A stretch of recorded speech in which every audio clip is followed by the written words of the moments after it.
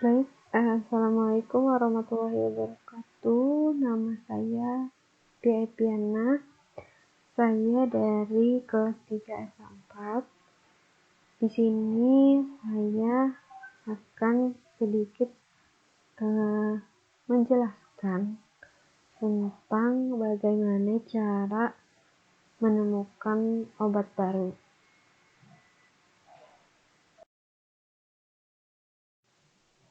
Selanjutnya yaitu terdapat pendahuluan, yaitu definisi kimia medisinal, yaitu ilmu yang berkaitan dengan penemuan atau perancangan senyawa terapeutik baru dan pengembangan menjadi obat yang berguna.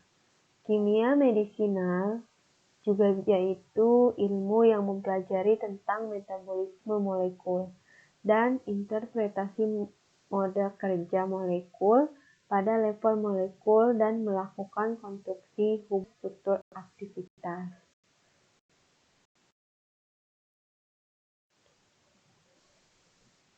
Ada juga ruang lingkup kimia medisinal itu sendiri, yaitu isolasi dan identifikasi senyawa aktif dalam tanaman yang secara empiris telah digunakan untuk pengobatan. Yang selanjutnya itu sintesis struktur analog dari bentuk dasar senyawa yang mempunyai aktivitas pengobatan yang potensial. Mencari struktur induk baru dengan cara sintesis senyawa organik dengan atau tanpa berhubungan dengan zat aktif alami. Menghubungkan struktur kimia dengan cara kerja obat. Mengembangkan rancangan obat. Mengembangkan melalui sifat kimia fisika dengan bantuan statistik. Selanjutnya terdapat klasifikasi, yaitu klasifikasi berdasarkan efek farmakologisnya, yaitu obat dapat dikelompokkan berdasarkan efek farmakologisnya yang dihasilkannya. Misalnya terdapat analgesik, antipsikotik, antihipertensi, dan antibiotik. Dan selanjutnya klasifikasi digolongkan berdasarkan struktur molekulnya, yaitu sekelompok senyawa obat yang dikelompokkan berdasarkan kemiripan rangka strukturnya. Misalnya antibiotik beta-laktam, terus terdapat barbiturat dan steroid. Selanjutnya ada juga klasifikasi berdasarkan sistem targetnya, yaitu obat dapat diklasifikasikan berdasarkan apakah si obat tersebut ini mempengaruhi sistem target tertentu. Misalnya obat sistem kardiovaskular, obat sistem pernapasan, obat sistem endokrin. Selanjutnya klasifikasi berdasarkan molekul targetnya. Obat diklasifikasikan berdasarkan molekul target yang menjadi target kerjanya. Misalnya yaitu antikolinesterase, agonis dopamin, antagonis dopamin. Yang selanjutnya yaitu ada ilmu-ilmu yang berkaitan dengan kimia medisinal. Karena kimia medisinal ini tidak berdiri sendiri. Dia saling keterkaitan dengan ilmu-ilmu lain, yaitu ilmu biologi, ilmu fisika, ilmu kimia, dan ilmu matematika, dan masih banyak ilmu-ilmu yang lainnya lagi.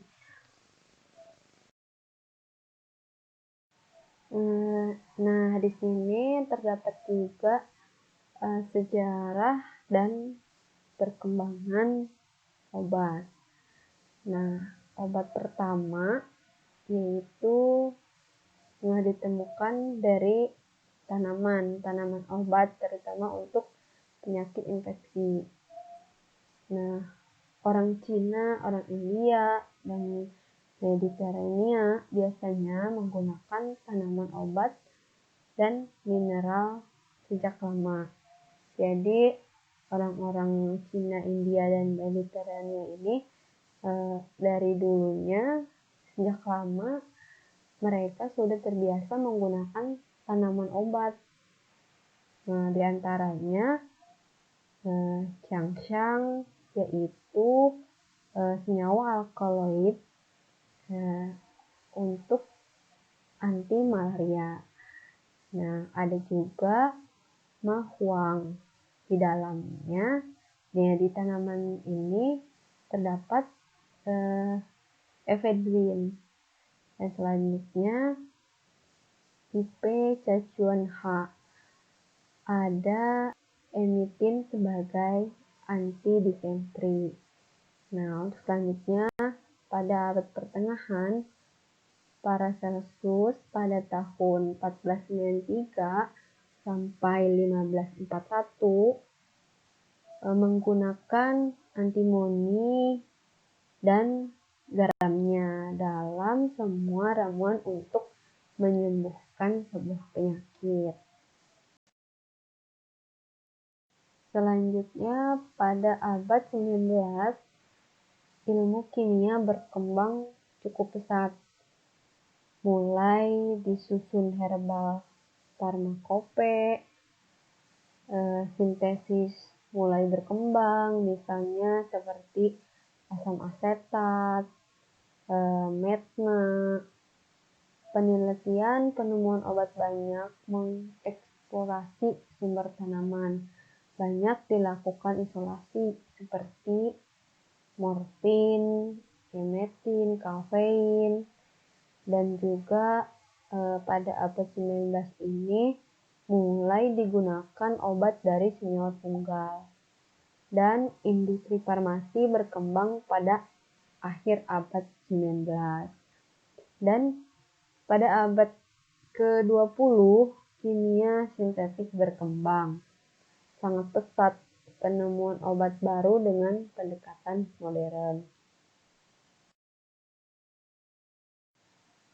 Nah, untuk selanjutnya di sini terdapat definisi obat. Obat merupakan bahan atau panduan bahan untuk digunakan dalam menetapkan diagnosis, mencegah, mengurangi, menghilangkan, menyembuhkan penyakit, dan setiap molekul dapat berinteraksi dengan sistem biologis dan menghasilkan respon biologis. Nah, untuk selanjutnya, karena ada obat yang digunakan untuk pengobatan, ada juga obat yang disalahgunakan. Maka muncul istilah bad drug dan good drug, obat baik dan obat buruk. Untuk bad drug yaitu obat yang disalahgunakan atau tidak digunakan dengan benar. Untuk good drug itu sendiri obat yang baik, obat yang digunakan dalam pengobatan suatu penyakit. Istilahnya obat yang benar-benar digunakan untuk pengobatan. Nah, untuk selanjutnya, setiap obat mempunyai keamanan dan mempunyai efek samping masing-masing. Dan terdapat safe drug dan unsafe drug. Yaitu obat yang aman adalah obat yang tidak menimbulkan efek samping. Namun di sini semua obat ya memiliki keamanan dan pasti mempunyai efek samping pada masing-masing obat tersebut. Nah, untuk selanjutnya yaitu ada obat dan racun. Nah, definisi obat di sini juga mencakup molekul-molekul lain yang tidak digunakan sebagai obat, seperti toksin dan racun. Kedua kelompok senyawa tersebut umumnya tidak digunakan sebagai obat, namun dapat berinteraksi dengan tubuh dan menghasilkan respon biologis sehingga disebut pula sebagai obat. Toksin yang berarti yaitu zat beracun yang dihasilkan oleh sel atau organisme hidup. Untuk racun yang berarti setiap zat baik